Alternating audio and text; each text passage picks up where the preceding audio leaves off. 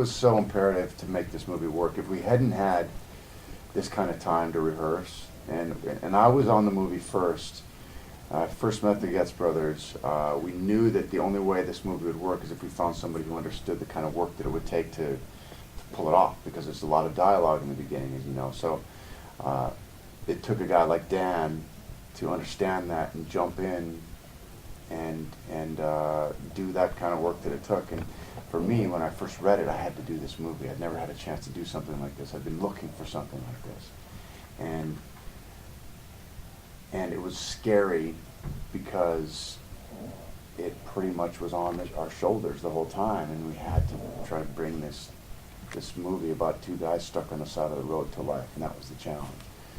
And working with these two, who I think are incredibly talented, the Getz brothers, I met them early on, and they had the same ideas and more than I did, and I think that they were brave enough not to try to overshoot it, because what I loved about the way what they did, it reminded me of a 70s movie from the 70s where they wouldn't, they didn't need to do that much crazy camera stuff. They just kind of let it play out. And a lot of times directors want to try to show off, how creative they can be with the camera.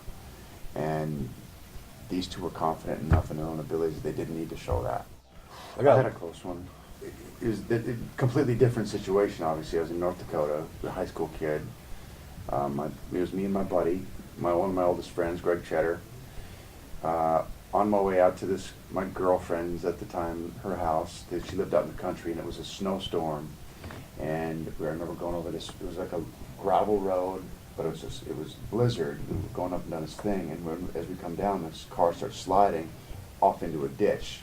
And had we tried to get out to go walk anywhere, we never would have made it. We were too far. We didn't know. It was completely black out there.